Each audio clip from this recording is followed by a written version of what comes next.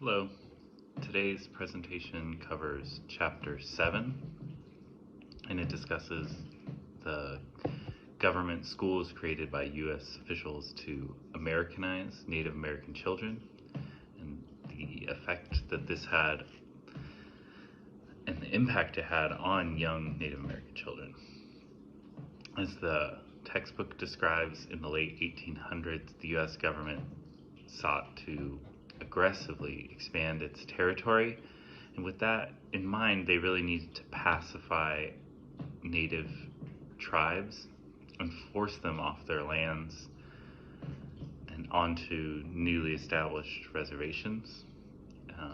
This goal and new policy broke many long-term treaties and land agreements and could be really just considered genocidal in some ways. One aspect of this new goal was to establish new schools to help Americanize and assimilate Native American children into more traditional white American culture.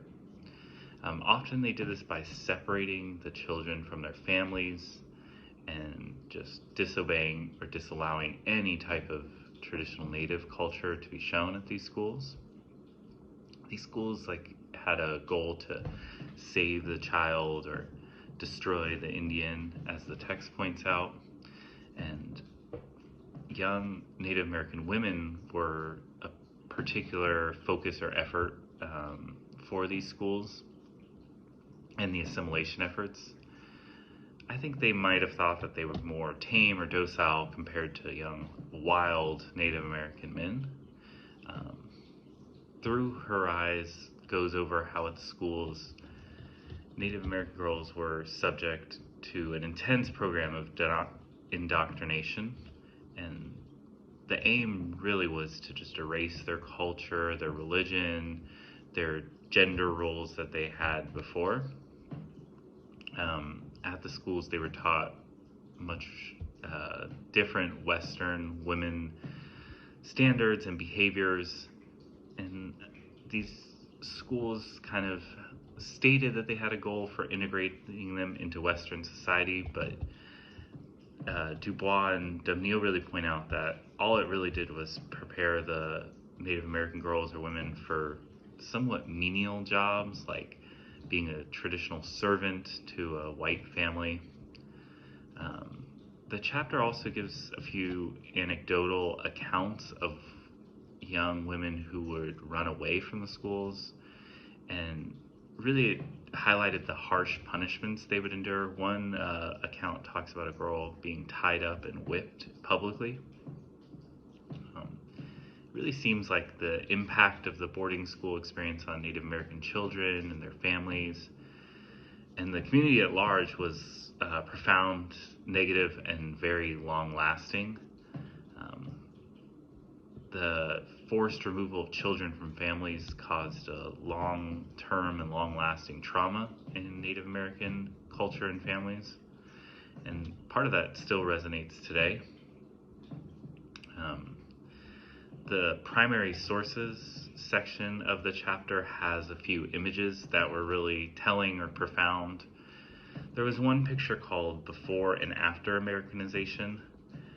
The picture's intent is to reflect progress in assimilation, but when you look at the picture, it's Native American girls in both, the same girls in both, one with traditional Native dress and one with Western white dress.